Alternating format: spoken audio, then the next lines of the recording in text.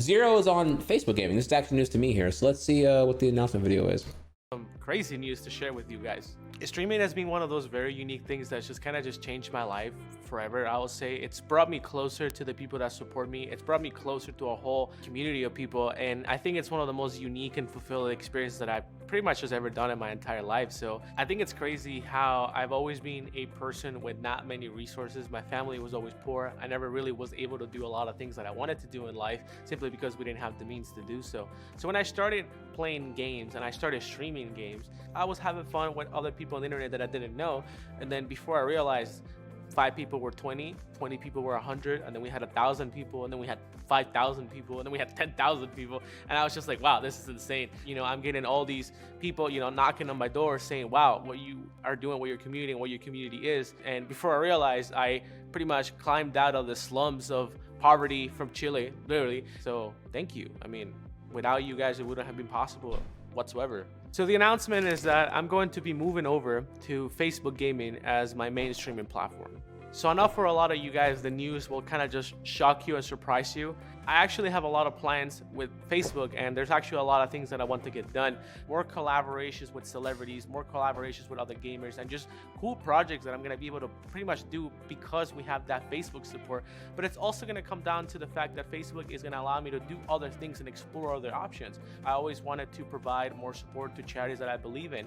For example, we're going to be doing a charity stream for NAMI, which is the National American Mental Illness charity, group, and we're going to be able to provide that directly. So on the first stream that I'm going to be doing for Facebook, we're actually going to be doing and raising funds for that, that cause, which is something that I really believe in personally. And then we're going to be able to do other projects and other things that Facebook is going to be directly involved in. So instead of me, kind of just going solo and just kind of just managing everything myself, we're going to be able to pretty much escalate up everything that I do and all the things behind the scenes, because they're going to be the ones helping me organize this. So one thing that we're doing during this transition is that every person who was subscribed to my previous platform channel for over a year is actually going to get a free shirt. So I have about 400 shirts that I'm going to be giving away, free shipping, free shirts, because I want you guys to feel appreciated that even though we're transitioning here, that I'm there for you just the same way you guys are there for me.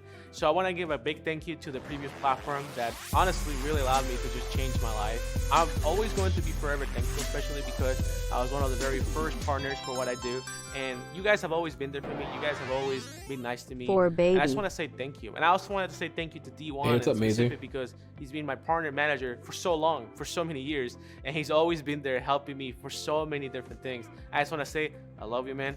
Thank you. You always did a great job.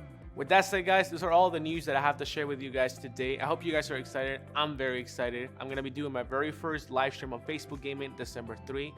The link is going to be in the description wherever you see this. Don't forget the giveaway if you fit the criteria for being a long-time supporter. If you want your free shirt, I want you guys to be able to get these shirts. They're still available. And don't forget that the very first live stream that we're going to do is to raise funds for charity for NAMI. So let's raise some money for charity. Let's have some fun. Bring over a community. Let's do a big celebration. And I hope you guys come over for this move with me. And I'll see you guys there on Facebook Gaming. You couldn't secure fb.gg/0? Interesting. Yeah, like, okay, those who are bullying on December 3, it's like, he may not have remembered. I mean, 3 sounds nothing like third. That's like 2 different words. So like, it maybe have not known, counting in Spanish, or you can count in Spanish, but do you know how to say the equivalent of third in Spanish? Probably not. So, I mean, it's the second language. Like, how many languages y'all speak? Get off his dick, dude. Like, literally get off his dick, please. Please, you were not invited. Zero's my boy. We're homies. I've supported him through thick and thin. He's done the same for me. We're squad up. Me and him been tight since 2013, I think, or maybe earlier. I forget exactly when, but it's been that long now. He's come by the crib, as you all know. We've hung out, we've kicked it, all that good stuff there. What I want to say here is, like, I support the homie. The question here that you have to think of is, like, all right, so if, like, you obviously, because we're all Twitch users, you have a built-in bias for wanting to remain on the platform of choice. Change is scary. It's human nature. I totally get that. However, though, if you were being offered unconditional support by a competitive platform and being offered a lucrative payday for it, and ultimately, if you were to separate the idea that money is the only reason this is happening, and if you were to instead reframe this as Well, what if money is idea fuel? You know, there are things I want to do. I want to put on the zero block party. I want to get in connects with possibly having like, you know, that Drake effect with Ninja. You know, what if Facebook can actually acquire and get these, you know, these bigger than life celebrities, and I ground them with like gaming relevance or whatever, right? Things like this. You know, if you have a platform actually asking you, hey, well, what do you need? You know, Twitch isn't asking any particular person what they need. You have a partner manager, certainly, but they have a lot of people to manage, right? It's not realistic. You know, when you are one of the sole things on like the underdog platform, they're like, hey, what do you need? You know? Trip to W. So yeah, you're so if you were just given, you know, unlimited idea fuel, unconditional support on the platform, and ultimately, even if you like went there for like 2 or 3 years and then came back to Twitch, but you were able to like do so much more as a person with your execution of ideas and output, would you is it ultimately a net negative if you spent 2 years, you know, building up your resource and you come back to Twitch hypothetically? Yeah, these are the kind of questions I want you to think about whenever you're just automatically picking it as a negative here. So now, with all of that constructive framing aside, Facebook, dude, if it was Mixer, I would have nothing but love, but because it's Facebook, I hate the platform. Platform's garbage. I hate it. Fuck Zuck, cuck, fuck Zuck, cuck, bugger, berg. Dude, everything about that platform is garbage. I can't, dude. I could not, in good faith, go to that platform. I'm not gonna lie, dude. It is. Everything about it is garbage. So that's the whole thing here. I'm happy for Zero. I'm glad he's doing his thing. I get all the reasons it's happening, but the platform, it sucks. There are hypotheticals I could look into, right? Like would I go to Mixer and things like that. But when it comes to Facebook, dude, it's like the one I would least say yes to. Just because it's like, ugh. So yeah, that's the whole thing right there, I would say. Hey, buddy. Hey, dude, what's up, man? How you doing, man? I'm flattered you came through on such short notice here. I just had no one to talk to about it, and I wanted someone to vibe off of, and I felt like you were of the aligned IQ to like outsmart me on any take I have here. Well, I don't know about that, but of course I responded. I have a ton of respect for you, man. Oh, baby, I'm about to blush. Well, I'm glad you were free at all here. I don't know how free you are, how much time you have here, but I'm very flattered to have you on. Everyone in chat here, please give a try tip to Dev.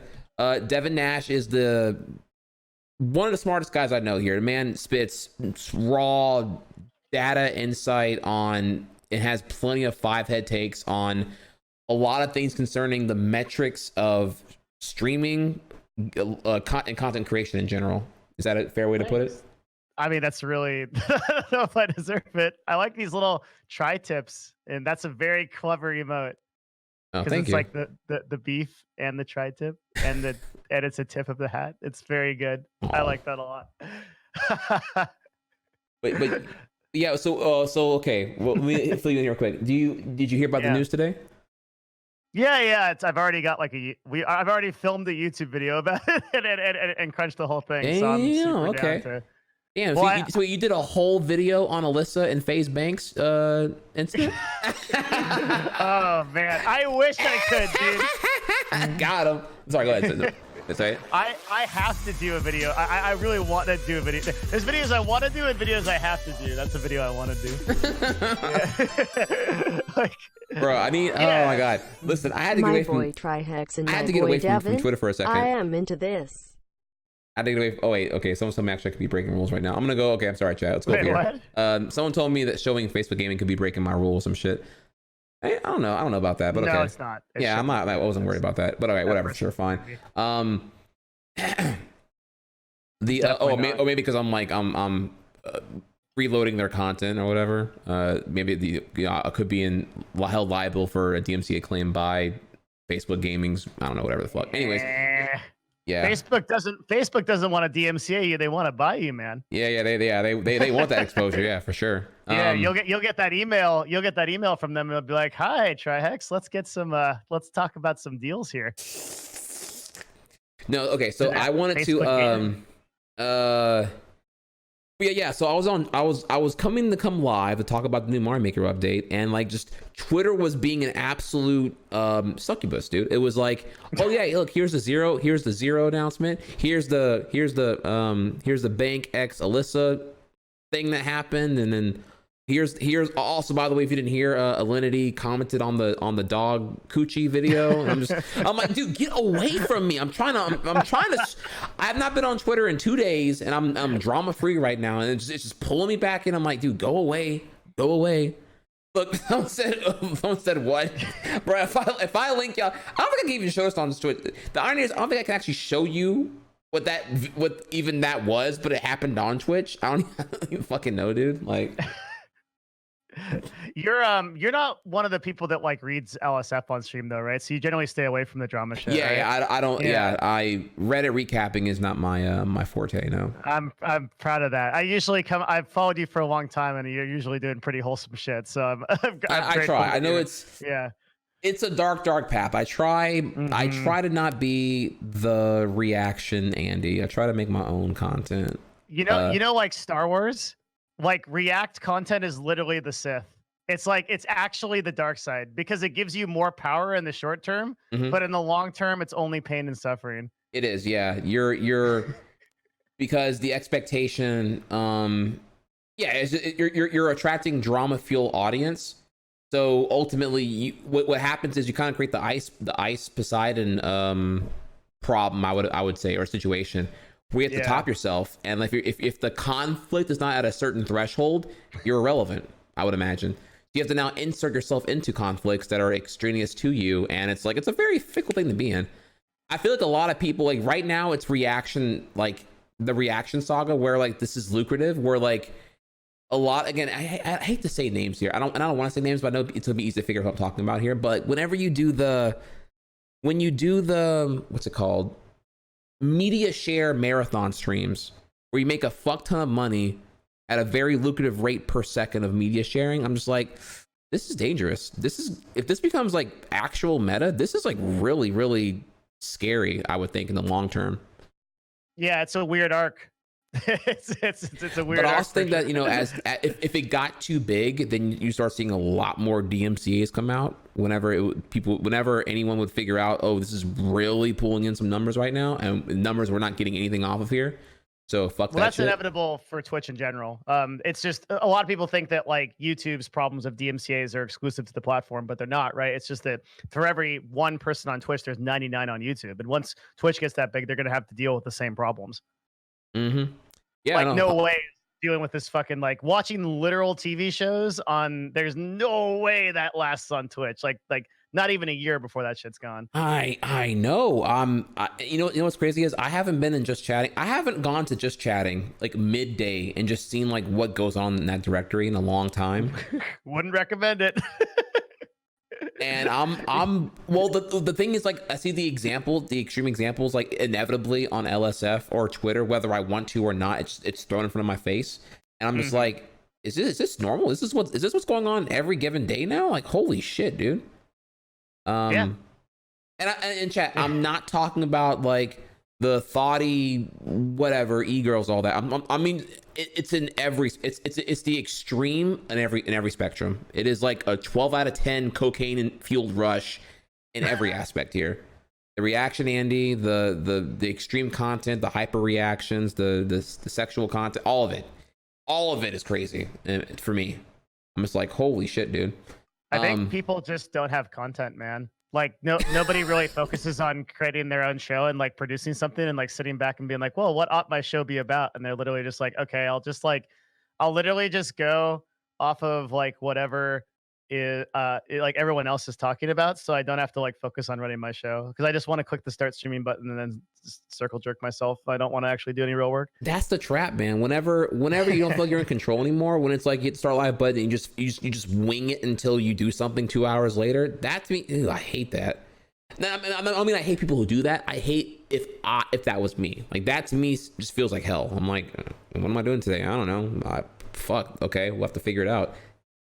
Not a thing. Yeah, it's just it's just like a loop too, right? It's like Dormammu. Like you just go into the same time loop over and over again, covering the same issues. Like, dude, if I have to freaking talk about Twitch bans one more time, I'm gonna fucking self-harm myself in a video game. Listen, like, dude, ridiculous. you've been on more stuff than me lately because I can't stay up that late, and I love Train. I love Train. Yeah, Train's my boy. But god damn, dude, the last time I was on there, I was like, man, can we move the fuck on, dude? Man, okay, I get it. TOS enforcement's like, it's fickle, it's double standard, it's like whatever, but we've already brought it up a million times already. Like, we can't do any more about it. Then it's like, now we're entertaining a conspiracy about a certain streamer who didn't get banned for doing X, Y, Z. And I'm like, dude, this is, bro, are we gonna wear tinfoil hats now? Like, is this, come on, like, it's not, Yeah. Some of it's productive and some of it isn't. I mean, like, the Train's getting a lot of like undue hate on Reddit lately. It feels like for some reason, and like, Train's done so much for me, man. I owe that guy a lot. And like, I think that I also have to clarify here. I haven't mega clarification, y'all. I just said here like 2 times in a row. I love Train. Squad love you in chat. I can squad love you too. I'm bringing up what was relevant to my complaints when I was last on there like a month ago. So I've not been on there lately, so I don't know what's been going on. Honestly, I'm blissfully. Well, it's the same thing, but what I'm saying is like I think like it's two things, right? So one thing is like bringing awareness to the inconsistency that Twitch has is good because it sort of like continues to make it topical, so it makes it a concern for people. But on the other hand, like going through like tinfoil hat conspiracy shit about like how the Twitch Illuminati are like taking things over and stuff is not productive. So like I think there's two sides of the issue, right? Yeah. Oh my God. Someone just said his stream is like a loop when he doesn't watch Gordo. He said Gordo. And I'm like, Gordo from Smash? Gordon Ramsay. Like we got to the point we just shorted. Does he watch Hell's Kitchen enough to, or whatever Kitchen Nightmares enough to? We shorted to Gordo now. That's when's Gordo, bro? Put on my fucking jam, dude. Is that? Yeah, that's like a big thing. Like people sleep with to his Gordo streams. How does he do? I don't.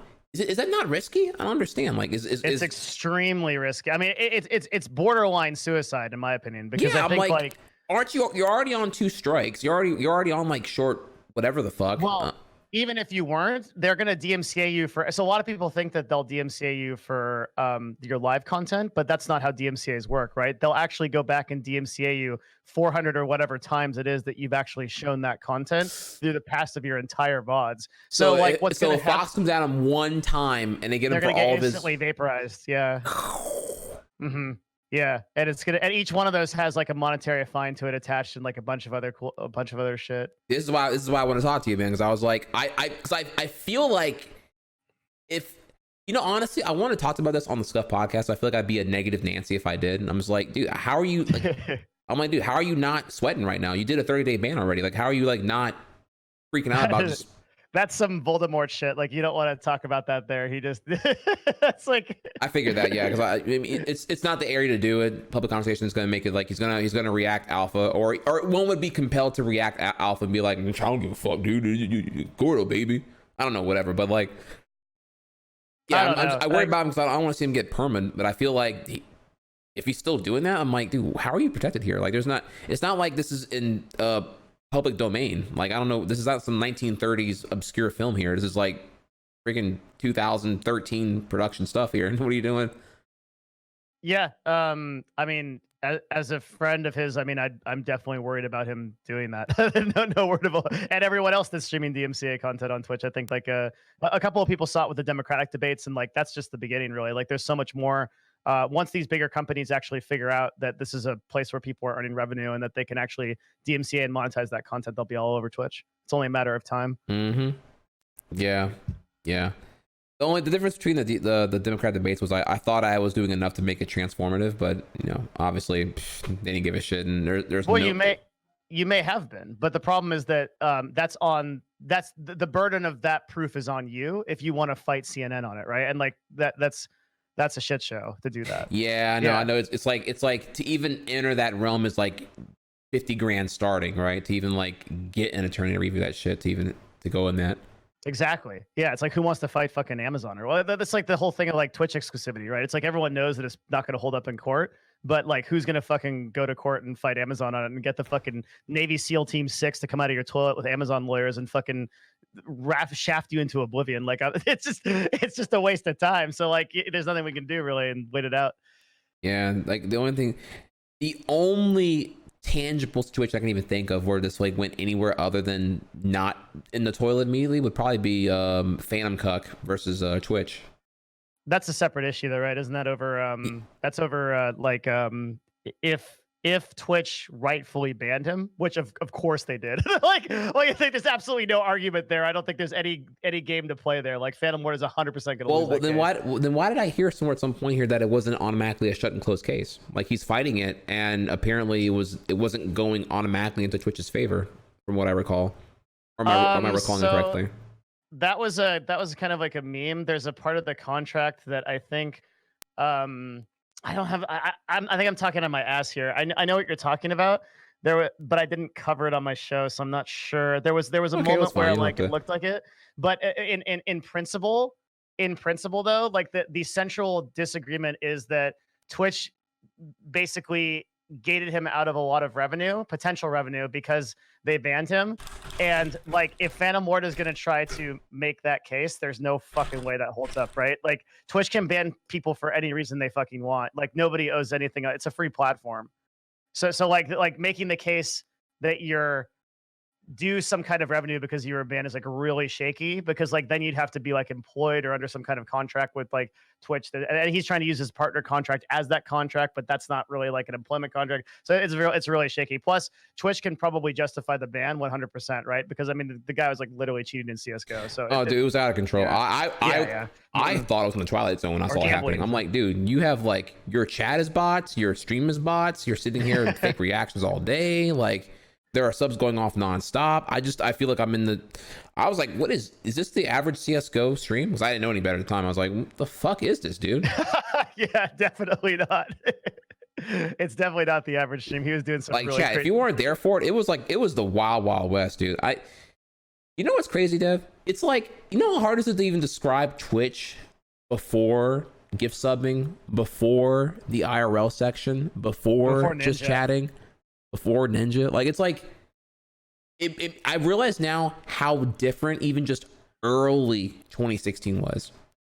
Yeah, early 2016. Sure. No IRL, no Twitch Prime, no gift subbing, no whatever the fuck we have going on. Like, it's like, I can't even. Wow, 3.5 years is a world of difference here. Holy shit. It says your account was created in 2011, so you are OG as fuck. Is that right? Yeah, boy. Yeah. February 2011 was when I started streaming. That's insane. Yeah. So I started streaming in 2012. So you're way back there. And like, it was like, yeah, it was a totally different platform back then in every single way. Yeah. Because I think I used to recall how like pre 2014 was different than post 2014. And now I'm like, shit, bro, post 2016 is a whole wild world too, because goddamn. Yeah, dude, remember when people actually played wholesome video games on this place, and then like they actually had viewers that talked about those video games? Do you remember when that was a thing? Okay, is it fair to admit that if you wanted to grow as rapidly as possible on Twitch, that playing games is actually not how you would do that? Is that today? Today, yeah. So today, the fastest way to grow on Twitch is not to stream. Wait, what? And that's yeah.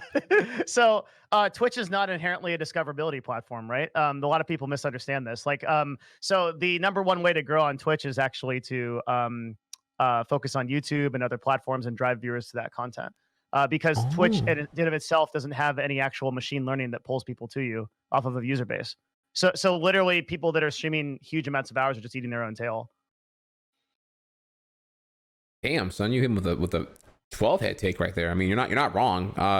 I definitely had to call that out a lot. I told a lot of people when they were starting off, like, you're conflating hours put in as like progress in the right direction when you're probably not. You need to really figure out what your concept is, your niche, and get distinctive, and then figure out how to stand out as much as you can as possible.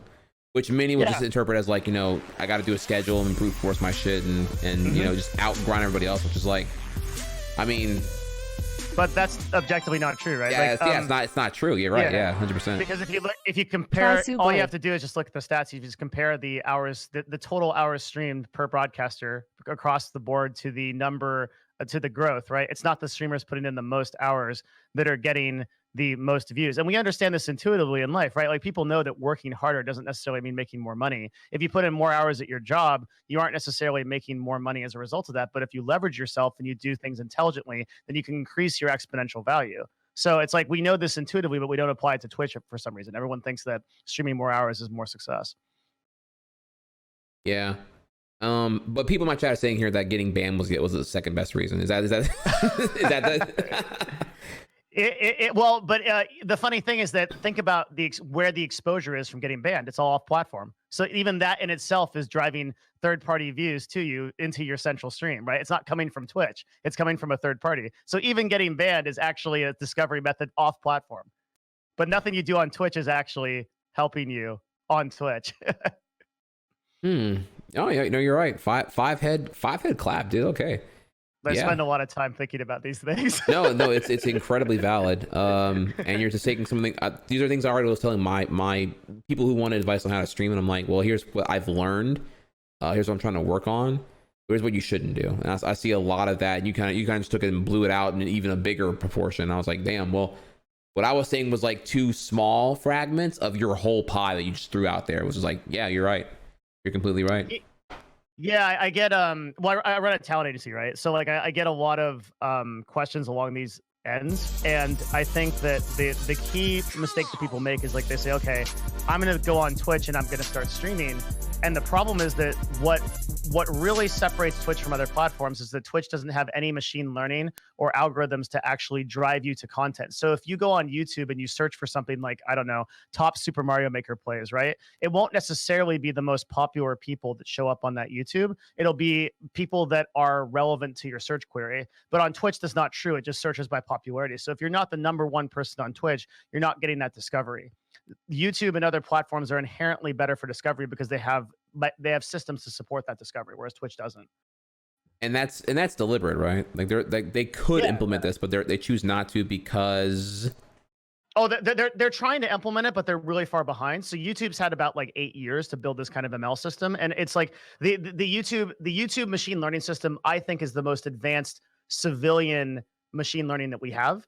I mean, it really does work. It serves content really well, and it's based off of Google's CPM system. But the problem with Twitch is that Twitch doesn't have a CPM system to leverage. So what I mean by that is like Amazon itself doesn't use CPM to monetize, right? Google made $30 billion in Q3 of 2019. So last quarter, Google made $30 billion off of ads. But Amazon's primary method of revenue generation isn't ads. It's subscriptions like Prime and product sales, right? Like a percentage of sales they make off of Amazon. So Amazon doesn't have the same incentive to build an intelligent ML system for discovery that someone like Google does. And this is a huge problem for the platform and what's holding Twitch back from doing it. Okay, well, that is true. So then their priority would instead be to like pull in like the Rockefeller clientele who would be a power user and just sub to like 10 people at once. Is that what you're kind of getting at there? If their priority was just a pure revenue, or like, I mean, they have enough money. Why not just like brute force that as well? Like, why not have your pie and cake and eat it too, right? I think a system for CPM is inevitable for Amazon, but their purchase of Twitch is more along the lines of like Amazon Video, and they're trying to own a piece of that communications platform. But the problem is that, so if you look at like YouTube, for example, you look at gaming content, right? I don't know how many people are, well, I can look it up, but let's say for Super Mario Maker on Twitch, right now there's over the last 30 days, so there's 3.3 million hours watched with 4,600 average viewers. But on YouTube, there's 200 million people who are consuming gaming content every day. That's versus the 15 million that are on Twitch, right? So a magnitude of at least 7, 8, right? More. And so that's like a user base of people that you can drive towards content.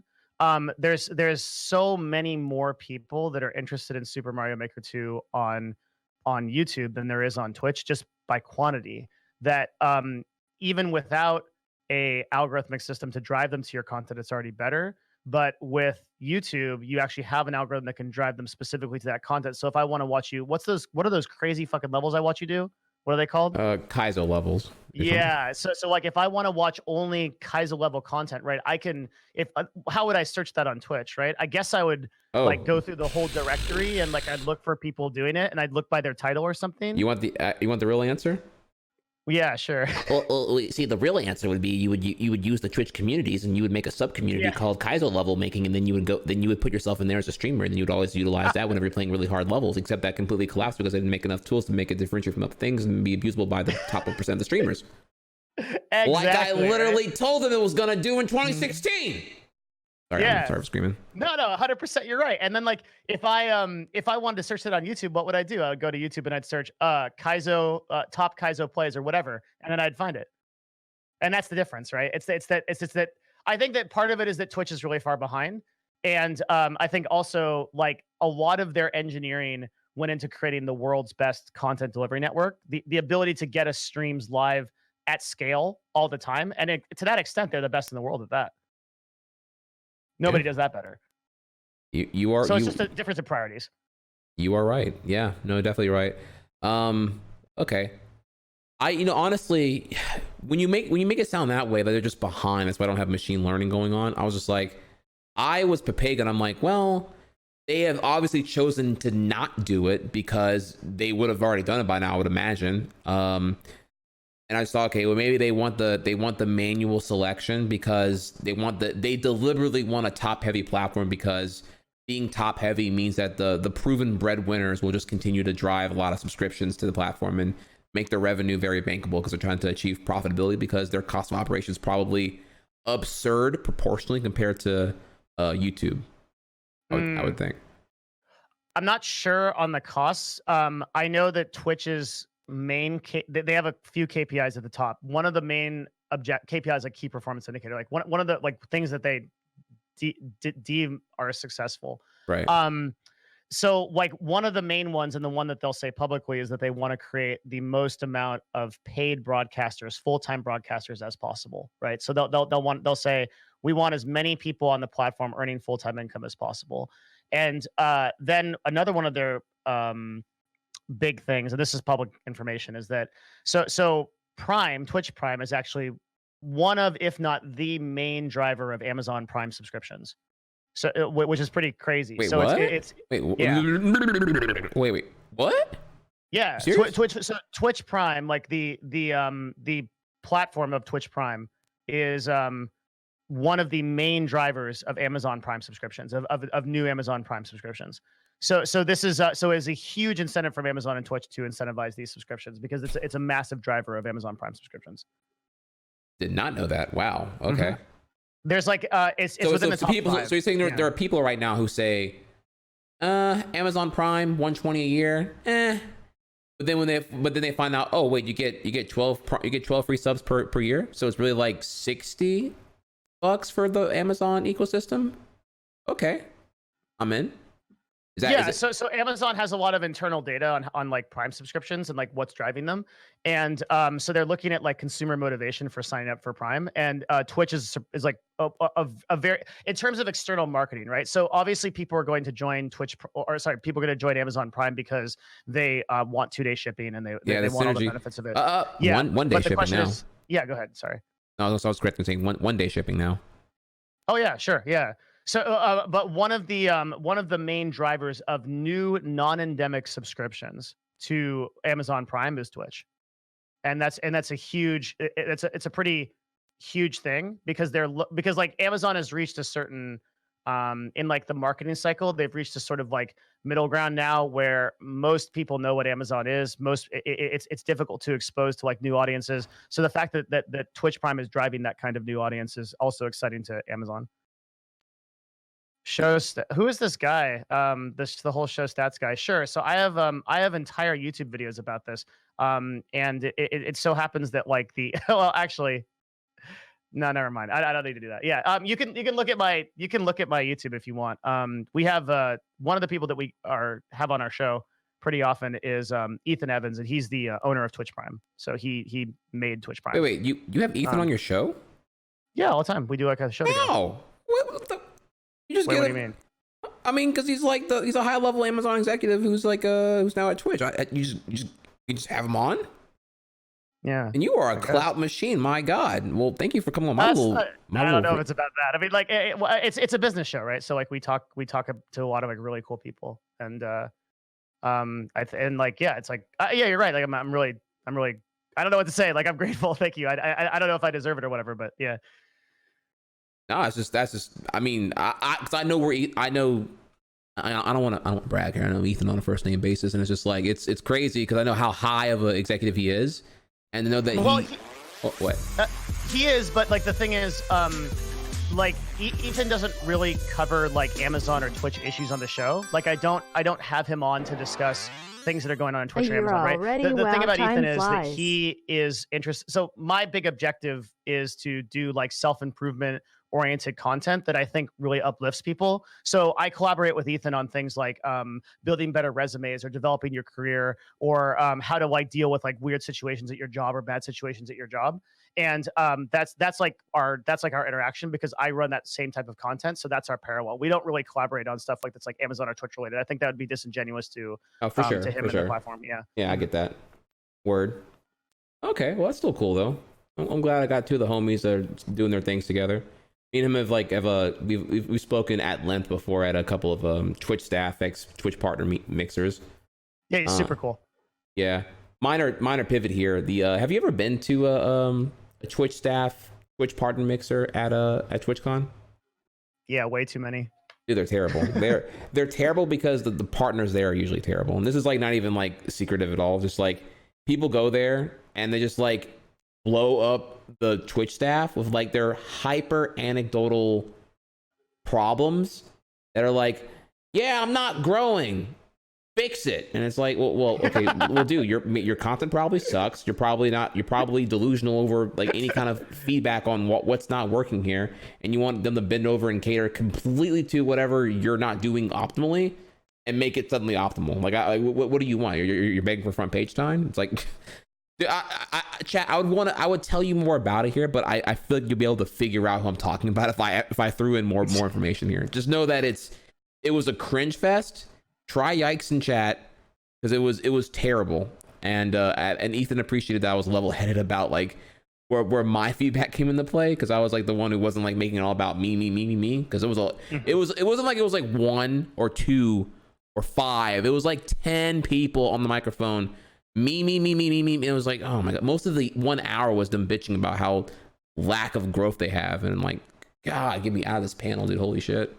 Yeah, it's an unpopular opinion, but I always wonder, like, why is it that like Twitch streamers think that somehow Twitch owes them like something? Like, this is like a really interesting topic, right? And it's like YouTubers too. It's like you're creating content on their platform that they're paying you for. And maybe this is like a super unpopular take, but like, yikes. I think that at some level, like at some point you have to say, wow, I'm actually responsible for like running my own shit and my own business. And like, if I'm not diversifying my exposure and I'm relying on a single platform to give me all of my discovery, and then I bitch when it doesn't, regardless of like actually doing some introspection and looking into my own content and trying to figure out like what I'm doing is right or wrong. And then blaming that platform just seems disingenuous, doesn't it? Yeah, no, 100% what it is though is that they're not they have never had a self-reflection on like, well, one, they don't view themselves as a small business owner. Let's just be real here. Like, you ask a streamer, am I a small business owner? They would probably, no, I'm just doing me. So yeah, they don't view it like that. They don't view that they're a contractor utilizing the platform voluntarily to to make content with or whatever. Yeah, so they don't consider all these things. So for them the whole outlook and perspective is completely misaligned. That's why that's why they play the pivot blame on everything else, because they're doing it right. Or they look at the top 0.1% and see what they're doing, which is not what they were doing 5 years ago when they were growing. Now they have grown and they're like, oh, I'm just gonna do that. And it's like, okay, dude. Like, do you walk into a gym and see Schwarzenegger, benching, 450 and say, cool, I'm gonna do that so I can get strong? No, dude. Yeah, Like, that's a good please. analogy. The work that you have to do to get from 0 to 100 viewers is completely different from the work you have to do to get from like 10,000 to 15,000 or whatnot. Yeah, 100%. Yeah. So, sorry, I know chat's probably bored of my fucking workout analogies, but they work pretty well. I thought it was a good analogy. Well, I thought it was great. Well, thank you. I rely on them a little too often because it's like it's because whenever it's like hyper Papega, I'm just like, yeah, I mean, yeah, if you like the one I like to go back to here is like, the whole idea that like, okay, well, if you can't bench 450 because you can only bench like 100 pounds and you get frustrated because you can't do it, and you just sit there and you just like spam lifting 100 pounds over and over again the same day until you can't move anymore because you're like, I'm gonna get it today, it's like there's nothing you can do today to get the 450 pounds lifting. You have to you gotta like realize you can't just like spam and attempt literally IRL insanity until things happen. Some of these streamers are doing that though. They will sit here and they will say, yo, I'm doing 12 hours a day every day. I've been doing it for 8 months now, and I'm sitting here with my 25 viewers. Why am I not growing? And it's like, because you're insane. You're literally insane. Yeah, it makes me really sad because like a lot of the time people are kind of like, especially for people that actually aren't earning off of it. That's like the real sad story is the people that are like making full-time income and streaming a ton. Okay, like that's maybe one thing, but then the people that are actually making not even a living wage and then they're still streaming like 7 to 10 hours a day thinking like that's the thing that's they're just like waiting to get noticed rather than actually do the introspection to check their content and see what's going on. It's like good content always rises to the top, right? It's just it's really hard to watch that happen. I see a lot of people that end up like that. I mean, not only that, I'm just like thinking back here, like I can't even recall the last time I've even like sat still and like watched the stream for like over 4 hours. Like maybe that's just me. Maybe I mean my boys doing it here too. But hopefully I am engaging enough that I do enough different shit in a 4 hour span that it's like you're interested for a different reason 4 hours later, I would think. But I don't know. I'm like too busy for that. Like, or maybe I don't have enough off free time to even like really consider it. But it's just like, I don't know, a little different for me. Well, you put in a lot of time. So over the last 30 days, you did 186 hours. So you're averaging 6 hours a day, 7 days a week. That's a lot. Ooh, dude, damn, you pulling me. Oh, I'm scared right now. You pulling my twinge? Where you at, dude? No, like, I'm just stats, Andy. Don't worry about it. Ooh. Well, actually, it's my thing. I'm actually surprised it's that good.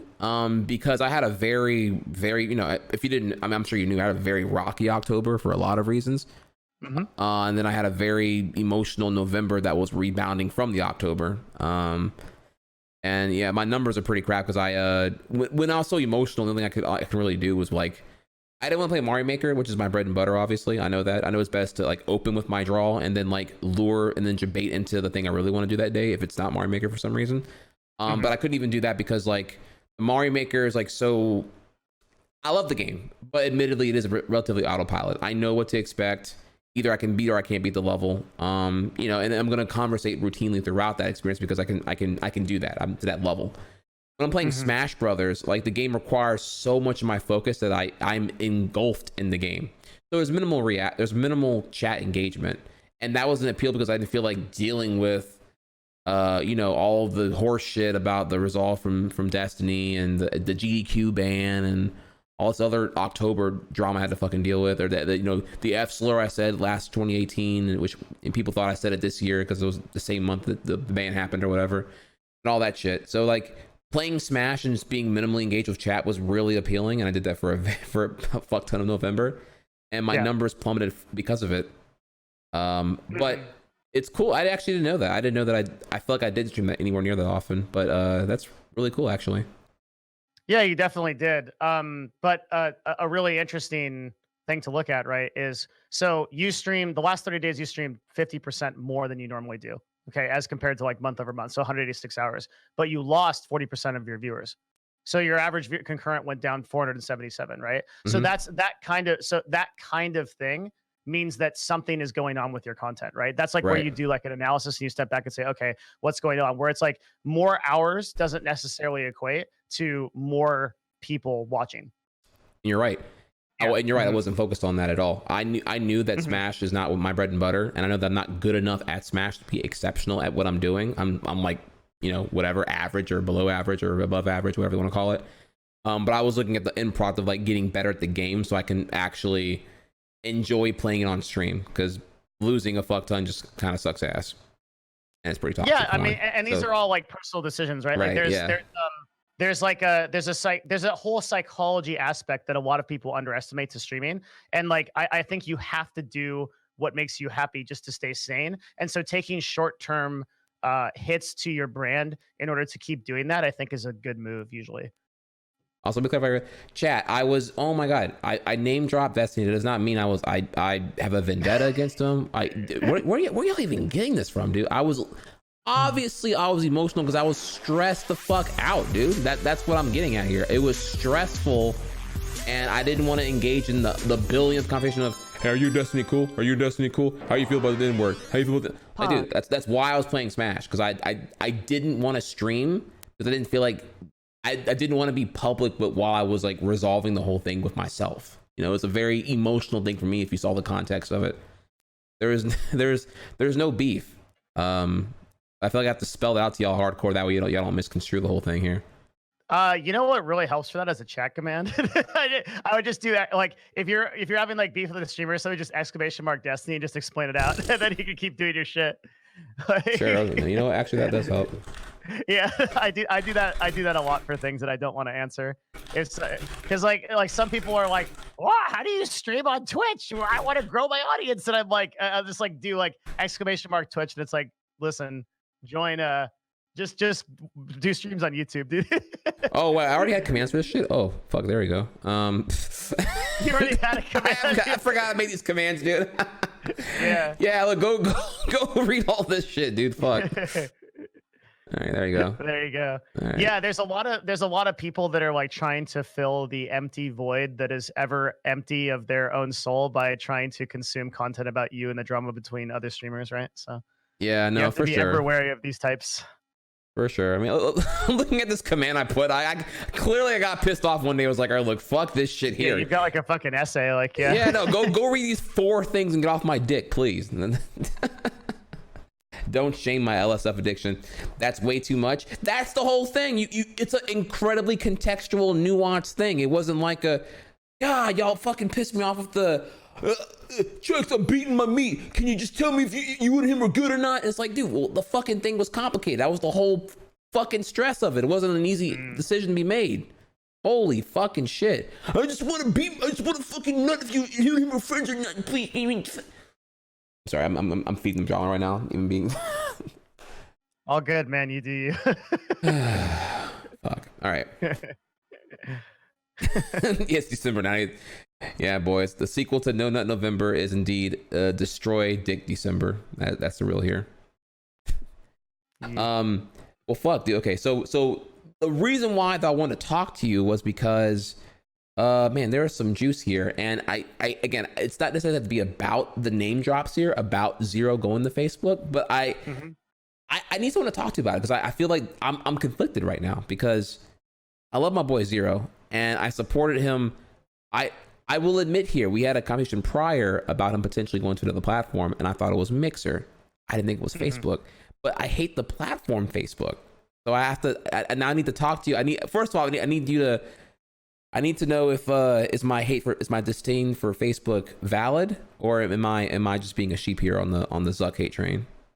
Well, what is your take on Facebook right now? It's a lying, manipulative company that has all the evils of social media, and they are attempting to reform habitual behaviors and drone everyone who's a user on Facebook into literally rewiring how they think to manipulate the dopamine receptor so that they continue to need Facebook rather than be independent thinkers at all. So that's definitely true. So my follow-up question would be, does that make Facebook gaming a bad platform? I would imagine they probably want to do the same thing in gaming. So I can't definitively say that answer, because I don't know what Facebook gaming exactly is, or what their core operations are. That's kind of where I was hoping you could tell me more about that. But given it's by association involved with Facebook, yeah, I kind of hate it. Yeah, so I don't think that any of that criticism about Facebook is unwarranted. Facebook's gaming section, coming from a dude that has been there and their offices a bunch of times, and the guy that leads that up is a guy named Patrick Chapman. And they have a whole team of people. I think their KPIs internally for Facebook Gaming are really different than a lot of the rest of the company. And there's a lot to consider here with like Facebook Gaming. So the first thing about Facebook that I think like we could just put on the table right now is that Facebook has 2 billion users, right? So some percentage of those people are going to be interested in games. And so for Facebook to be able to drive those users to that platform, as well as simultaneously compete in the media space against Twitch and now Microsoft, is really good. So Facebook's main goal here is to drive their existing user base into a platform that they can consume, because the objective of every tech company is for a person to live on their website as much as possible. Right. Does that make for sense? sure. Yeah. No, for sure. Mhm. So increasing the time that you spend on a platform is advantageous, and so that's like Facebook's main goal. So Facebook Gaming came about as a way to compete in the not just in the live streaming market, but also the VOD market. A lot of people don't talk about that with Facebook Watch, which is their paid Facebook system. Facebook kind of came. Wait, what is this? Wait, what is this? Facebook Oh Watch? yeah. So you can upload all so your videos on YouTube. Mhm. There, you should syndicate those straight across the board to Facebook, and you'll get not only different viewership, but you can also monetize those for higher CPM than is on YouTube. Literally just the same video, no extra work. Okay. Yeah, I've been told this before. Mhm. But I was just like, but Facebook sucks though, and I just kind of like brushed it off as like, I don't care about it. But Well, I mean, if you don't like money, it's cool. if you don't like money, Yeah, but I like money a lot, so syndicating videos works really well. But yeah, so like, so what do you think of someone like Zero, right? Mhm. So Zero, I think there's 3 reasons that he would move to Facebook, and the way that I break it down is money, significance, and mechanics. And so with money, we need to think about how that money is earned, because a lot of people said, oh, LOL, he left because of the bag, and that's not untrue. But the thing is, the way that money is being paid out and for what it is being paid out for is really important. Right now, the only way that Zero made money was the same way that streamers make money, right? It's subscribers, it's community support.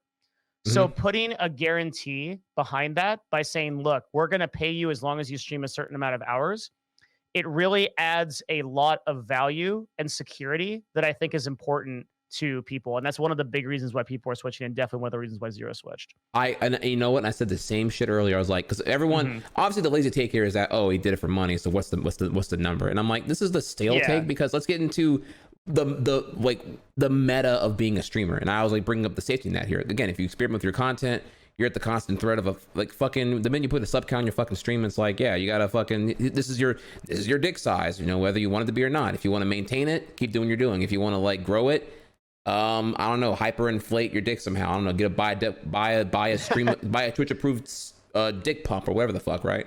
But if you change course and experiment with your content, typically there's one direction it's gonna go, and it's down. Like it wasn't like but was it Summit who did? Summit's the one who was a king of Sea of Thieves, right? Yes. Yeah, it wasn't like, if I recall correctly, I believe Summit was actually kind of stressing out about burnout, and he got lucky with Sea of Thieves. But I don't think that's typically the case with anyone else, though. I think that's like a notable exception to that rule of like changing your known bread and butter content leads to a positive thing, usually, at least not right away. I would say. There's a lot to unpack there. Okay, fair enough. And Summit actually has like a really interesting talk he did about how he actually preemptively got on Sea of Thieves. I think that was maybe like 20% luck and like 80% like tactical move. It was like one of the craziest marketing moves. Yeah. Well, to be fair, I don't give him hardcore. I understood that he was burnt out and he was like just kind of trying to find another game he can play that wasn't like gonna make him punch a monitor again or whatever. Yeah. And so I think Zero, I think the money thing is, I agree with you, is like the lazy take, but also I think it's how the money is earned that's important. And the second thing I think that is really important for him is significance. Because what I mean by that is like Twitch has gotten so large as a platform that it is difficult for Twitch account managers to specifically cater to broadcasters and their needs. Whereas Facebook and Mixer both have dedicated teams. So that if you want to do a charity event, if you want to do some kind of studio production or some kind of show or something like that, it's much more accessible to people on Facebook and Mixer right now, simply because they just have more staff to address those issues, and they're more interested in doing that. So I think that like for anybody that has like dreams of doing other things, so Ninja was like the big one on this, right? Ninja doesn't necessarily want to be defined by his raw streaming hours. He wants to go on Jimmy Fallon, he wants to go on Ellen, he wants to do a lot of off production content, and Mixer was a great platform to help him do that. So significance is another really big factor as to why Zero moved. For sure. And I completely agree with that too. The you're not wrong there. I mean, I don't know the numbers now, but man, I remember, fuck, dude, it was like, I want to say the numbers I remember hearing about from TwitchCon to TwitchCon, like 2016, it was like 18,500 partners total. And then 17 was like 22,000.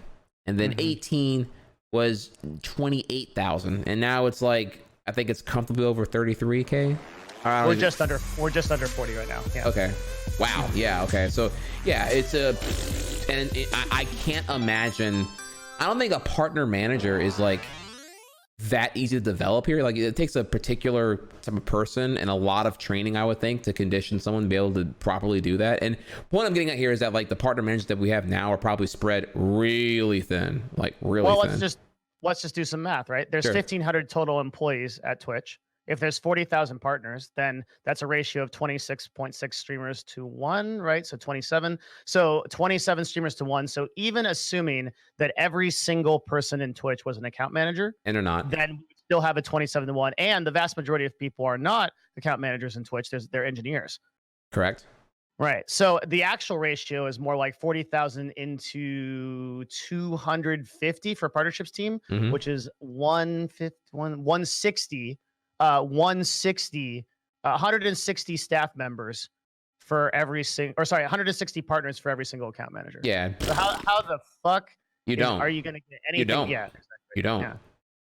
And then not only that, it's like you also have to think here, like the representation of who gets the attention here is like very different. I mean, I can't imagine that you're like your top 0.1% don't have like people routinely on in their queues. No, like I can't imagine that like, you know, you don't have like your Co-Carnages, your Pokemans, your I don't know, but I can't imagine that they're not like routinely. I don't use the word catered to, but it's like a lot more of the revenue is on their end because you know if they overnight go somewhere else because they're not happy, it's a lot of revenue lost on Twitch's end. I would think these people with like these like 10, 20, 30,000 subs.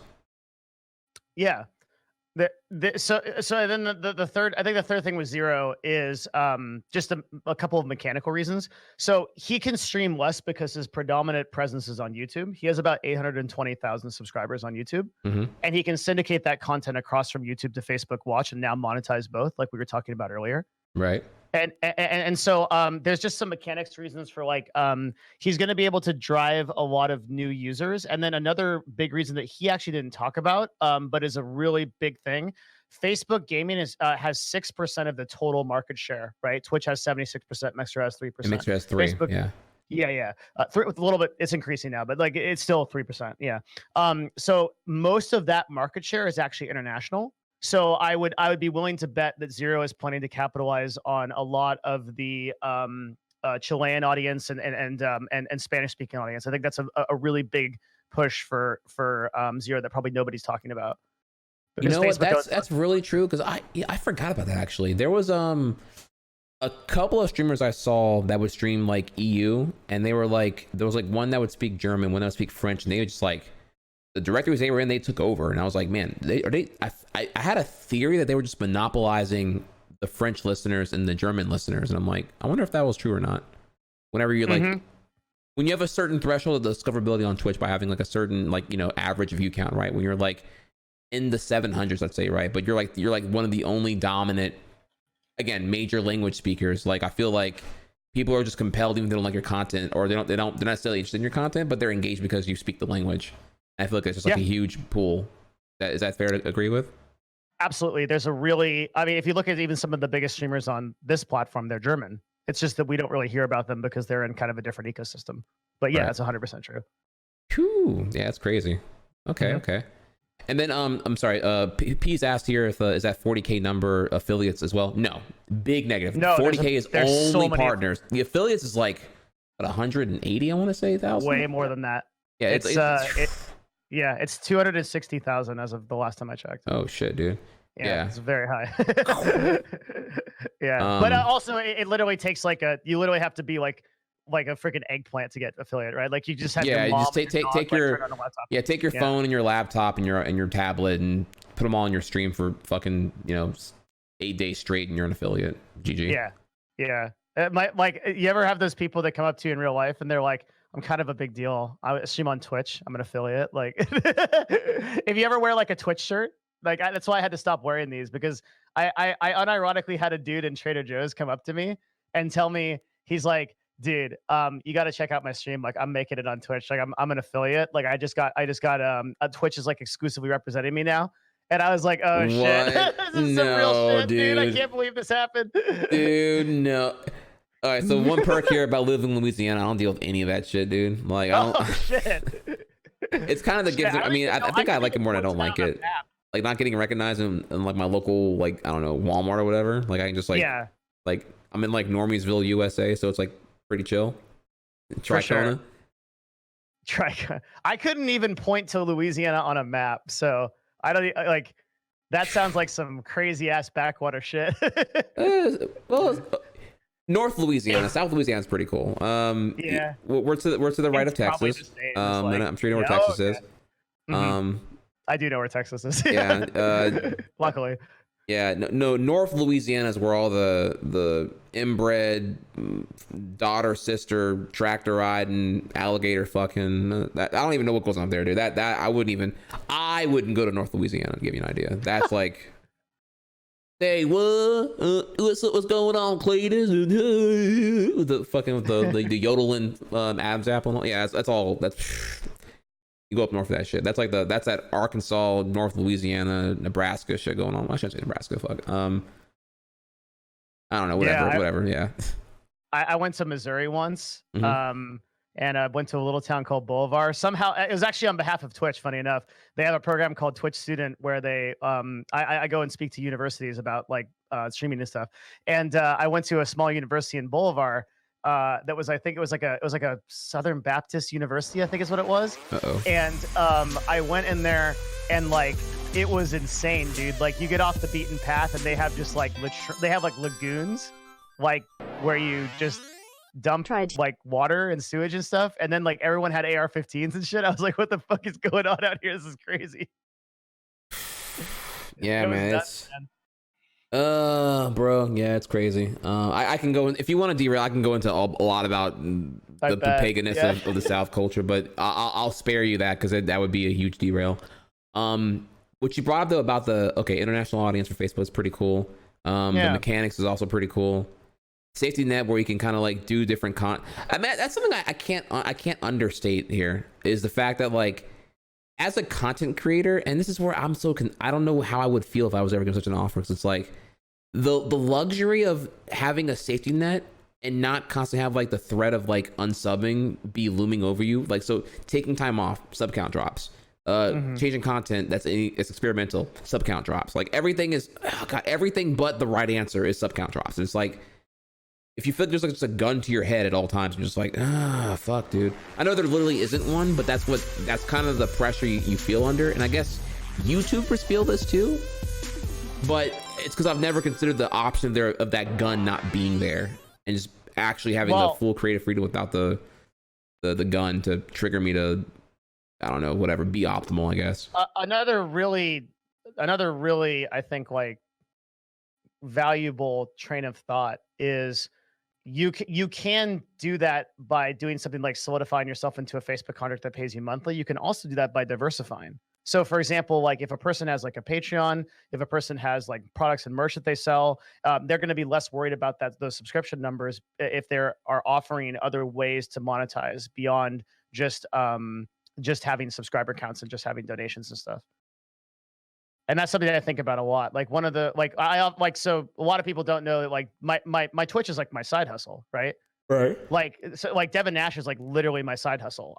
My main thing that I do is I'm a talent agent. Like I co-run a talent agency with my friend Matt. So like I think that what that does is it allows me to experiment in a much I'd say like clean, like not like a vacuum, but like a cleaner space that I don't have to worry about like if I make mistakes, and that by virtue of doing that actually makes me more successful because I'm not worried about tanking my message, right? And I think that's really valuable for any person to consider. It's like shit, if I only had like one income source, like I'd be really worried. You're right. Yeah, no, it's definitely something I'm trying to work on. I'm trying to be a good streamer first. It's a snake eating, but what is it like? It's a snake eating its own tail, right? Because what happens is you get so worried about producing and protecting your content that you don't produce interesting content. Because the very nature of making interesting content is to be on the fringe and be taking risks. That's what creates interesting content. So if you're attached to protecting it, you won't ever take a chance. And if you don't take a chance, if there isn't some possibility of death in it, right? Like you can't grow. And that's like I think a trap that a lot of people understandably fall into because they are they're so protective of those numbers. It's the only thing they have. You don't have a paycheck if you don't have that shit. Yeah, 100%. That was definitely me and Mario Maker 1, big time. Dude, 2015 Trihex, I was an idiot. I so overemphasized view count because honestly, just years of spamming Twitch, it was what I was taught to care about a lot, right? You know, I finally had made it to, you know, the 4th digit and all the other shit. And and so I overemphasized that. So I took no risks whenever I was at the top of my game. So I just, you know, I made the biggest mistake I made right there was just the idea that my view count told me that Mario Maker got me views and doing anything else didn't. So I was comparing to my peaks rather than my averages. I didn't diversify my content, so I was honest with the directory. So once Mario Maker went off, I was also as disposable because I didn't convert any of the Mario Maker fans to being Trihex fans. And yeah, that was definitely where by 2017, I was essentially deflated back to where I was before Mario Maker 1 blew up. Yeah, and you were conscious of this during Mario Maker 2. So when you blew up on Mario Maker 2, you were starting to do a ton of content and a ton of streaming around it, and you put in an amazing amount of hours on that. And I actually watched you because we have a bot that sits in Twitch and it analyzes every channel over 12 viewers, I think. And it also has a couple of flags that pop up, and one of the flags is like if someone's view count like increases a huge amount and over like a short amount of time, we'll flag it. And like yours popped up when you were doing Super Mario Maker 2, and I had already known of you and like was checking you out, and like I think we had talked a few times and stuff via like collaborations. And I watched you say, you're like, I know that I'm going to kill on this, so my goal is to convert as many fans as possible before the hype is over. And what I would challenge you to do is think about why you are dependent on those hype trains to get that viewership, and what your content is doing between those periods of time that is causing those numbers to shift. I think that's a really interesting thought process. Ooh, damn, this challenge here. Yeah. Well, let me preface that with the fact that I right now don't think I've ever done a good job streaming. Let's just get it out the way. I'm trying to work on that now because I've never. No, it's always been bad. It's always been bad. My word has meant very little. My scheduling, my consistency, has always been not to my satisfaction. So I've always been trapped at step 1, which is like, am I a good streamer? No. So stream good first, then expand the empire and work on other shit later on. That's always been the situation right now. Yeah, they're already doing it right there. So yeah, I am now trying to, for real, I finally sat down, removed the ego, and comprehensively laid out what my back-end administrative tasks were and are concerning communication, production to the stream, event planning, and all this other bullshit that's all the boring shit that I need to do to make my stream better. I can't just, if I am only streaming but not planning the content I'm making, then I'm a train going in a direction, but I don't know what direction. It's a fog-filled forest. I'm not heading in the right direction necessarily, but I'm heading somewhere and quick. So I have to put time into it, right? And I realized that if I'm not waking up at 6 a.m., that I can't afford that planning time. If I want to work out and go to gym 3 days a week for 3 hours at a time, and have 3 hours 2 days a week to plan the stream and stream 8 hours a day when I don't have to go to gym, and stream 6 hours a day when I do have gym, and wake up at 6 a.m. and walk my dog and have time with me and my girlfriend to spend time together at some point, I gotta be up at 6 a.m. and in bed asleep before 11. I realized that. So I realized how little time I had when I did the whole thing here. A lot of people will immediately be like, dude, don't be hard on yourself. And like, no, like you're a great streamer. Stuff. I actually think that your train of thought is extremely productive. I think that always looking to see how you can step up. There's a certain, there's definitely a certain like suffering that comes along with the feeling of like, fuck, I'm not good enough. But I also think it drives you to be the best you can be.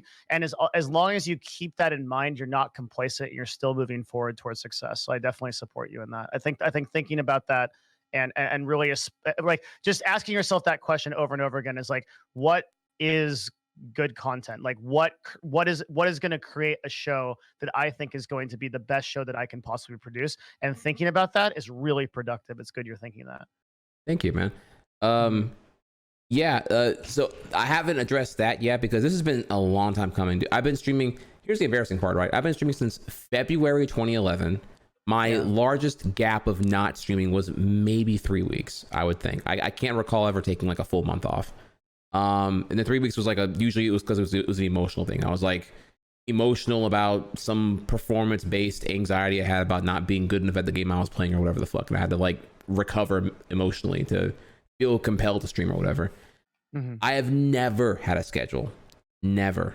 I've never felt confident enough in my self-discipline to ever provide a schedule. But what I can say now, I've been doing the 6 a.m. wake up every day. I'm on day 8 right now, and it's been blowing me the fuck away. I've been getting shit done I've been putting off for years, dude. I've been in the DM trap of like communication for years, and I'm finally getting out of it. You know, it'll completely change your life. Like it is. It already is. I actually get high off of the productivity I'm getting. Like, yeah, for sure. Dude, it's unreal. So I respect that.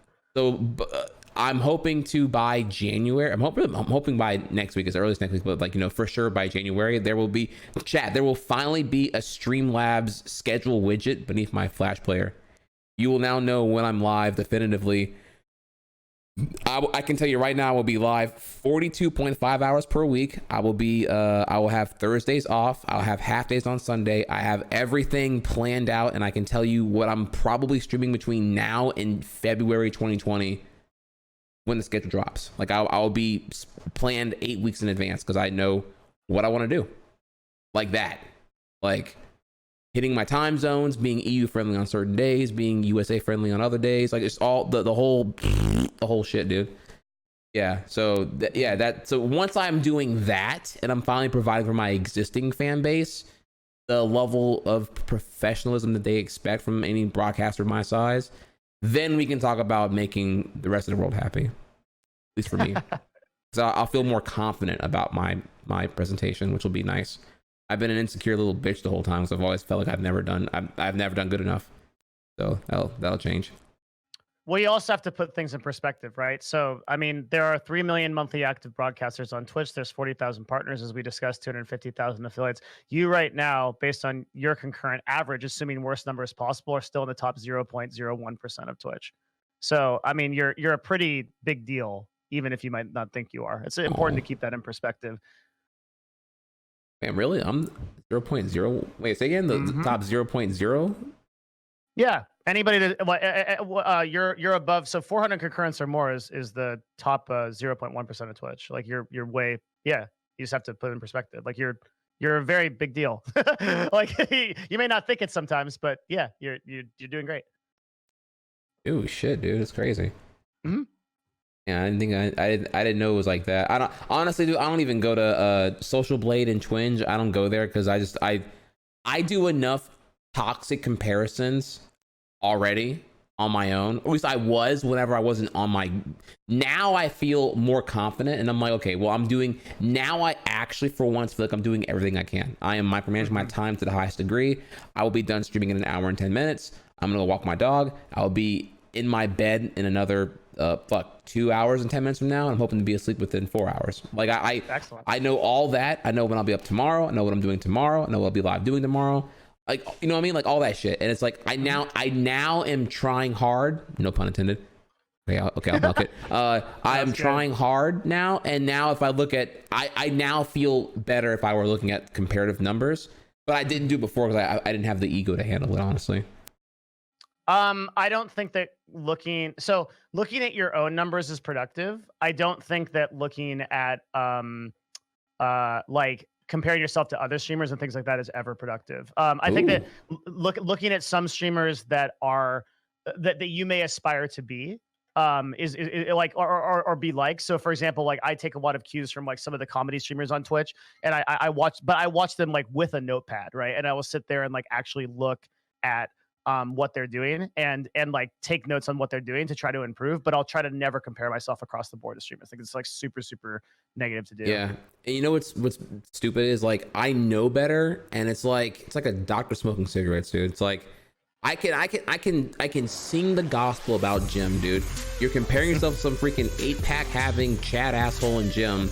It's you on day one with your, you know, man boobs and side boobs and back fat and back tits and all that. Oh, we rich now? And Just like, got here. You know, and you can just down yourself really hard about how you'll never be that fit, but like the attitude, of course you're not gonna be that fit. And you're also comparing a guy, like the context here is obviously relevant. You're discounting, you're on day one, he's on like day fucking 1,500 of working out. What the fuck are you talking about, dude? He's been working out for years. Yeah. One of the most motivational things I've ever thought about in that way is like, you know, you can think of yourself now and you can think of yourself 8 months from now. And it's like, what are you doing 8 months from now? If you want to go to the gym 3 or 5 times a week, right? 8 months from now, as soon as you're 8 months from now, you'll be like, wait, what the fuck? Like it'll feel just like it does feel today. So like 8 months from now, you're there and you've actually gone to the gym 3 or 4 or 5 times a week. And like for you, the time passed all the same and it didn't even feel like anything, but all of a sudden you're that much better. Like the only time that I actually consistently started going to the gym and working out was when I stopped focusing on this like bigger goal of like getting a fucking 9-pack or being like jacked or having a fucking 12-inch dick or whatever. And I literally just was like, all right, what am I doing today that is actually physically invigorating? What is the thing I'm doing today that moves me forward? And then in 8 months, it'll be 8 months and you'll be there. Big time. No, you got it, dude. That was the that's how I would actually, it was when I wanted the fitness shit, that's whenever I had the worst of the comparison prison mindset or whatever. And then whenever I wanted it for every other reason, because I wanted the self-love, I wanted to actually, you know, not hate myself when I look in the mirror nude or whatever it may be. And I was like, okay, this is and then I actually enjoyed it when I did it for myself and not for like the appeasement of others. You know what I mean? Like you're doing it like I had to have like a friend tell me I look good to feel motivated to go to the gym, you know? Whenever it was like, you know, I did it for myself, that's whenever I was like really into it at that point. So yeah, fucking good shit, dude. I'm happy. I'm happy you're kicking it. The only regret I have with working out was that I didn't do it until I was 25. Which is crazy. That I started working. But you have so much time though. Like I am 30 and I didn't work out until just 5 years ago. And it's clearly the thing that probably changed me the most as far as streaming goes. I went from like, oh, totally. Oh my God. I was such a moody bitch before then. I'm Chad, you can call me out on that, dude. Before 2014, dude, if I like, bro, I used to be a salty asshole on stream. I would like, if I like lost a speed run or if I like whatever, I didn't know how to recover. I would get in the salt pit. I had no idea how to manage emotion and rebound on stream. It was a cringe fest, dude. It was terrible. Oh, they're agreeing. Okay, all right, Chat. You don't have to agree that much. Okay, you look chill. Okay, I didn't. Fuck, dude. Speaking of the gym, I gotta go. I'm not gonna go to the gym like I'm not cool enough like where you fucking like deadlift and do all this cool shit. I'm gonna do the basic white bitch thing and go to hot yoga. So that's what I'm doing now. well, sir. Look, before you go, I want to give you a big tip here. If you're looking for, and this is sponsor free, if you're looking for a sick app to give you a good starting point on like routines, including with visual representation of what to do, Jafit. Jafit is it's a free app. It has ads on it, but you can get it for you can pay a subscription to get it though. It's sick. I highly recommend this app. It's phenomenal. If you're looking for a comprehensive like body part coverage, this is the place to go to get a good start on it. Oh, that's cool. Thank you, man. I'll take it. I've actually been looking for something like that. So I use Samsung Health right now, so I could definitely use an upgrade. Thanks for yeah, telling this me. is lit, dude. You can make a sick, 4-circuit or even 12-circuit routine, however much time you have to do it, really. Yeah, for sure. So- I'm a big yoga guy, so like I take yoga and jujitsu are the main two things I do. I gotta get in the gym to lift more though, but I just don't have the self discipline. Can you reach your toes without bending your legs or bending your knees? It took me fucking years, but yeah, I can. It took me two. So there's and a hope half then. years. There's hope because I can't. I am notoriously inflexible in my lower back. So bad for this is one of the things I realized in yoga, dude. It is so much worse for men flexibility than it is for women. Like I see women that have never taken yoga just go over and do a full like staff pose. Like they reach, so they put their feet right in front of them and they reach and they grab the bottom of their feet. And I was sitting there like even after a year, while like all these like girls come in and do it, I'm like, ugh! I can't even just do it. And it takes so long, but like you will actually get the payout if you keep doing it. Flexibility is super important. No, it is. I definitely need to like get on that sooner rather than later. I'm just scared because I'm like, I want my girlfriend to go with me because I'm like, I'm gonna be the only guy just like fucking completely. I know it's dumb. I'm literally talking about the whole positivity thing here, but I'm like the only guy is like fucking Papega. I can't do the most basic yoga pose worth a fuck at all. Everybody starts somewhere, man. Day one, like I was that guy. I promise. Like I was the dude, and like I have that story. It's like the first place I ever went for hot yoga was at CLG, and I was in there, and there was like 65-year-old ladies styling on me, dude, all day. Like they're doing like straight up like fucking handstands and shit, and I'm in there like I'm sweating, like I can't see out of my left eye. I'm fucking like hyperventilating. I like falling out of poses and shit, dude. But you make it, man. You just go every day, and you'll get there. Okay, I got you, baby. I got you, dude. Well, I'm not gonna hold you down, dude. I mega appreciate you coming by, dude. Thanks for the love. I will tell Train I love him, I miss him. Yeah, just the podcast is so late. That's the number one thing right now. I have to get the schedule down first before I can like. Before you can modify it. Before I can modify it and like be on that, because that shit's like 11 to 3 a.m., dude, or 11 p.m. Yeah, it's fucking insane. Yeah, it's the worst part.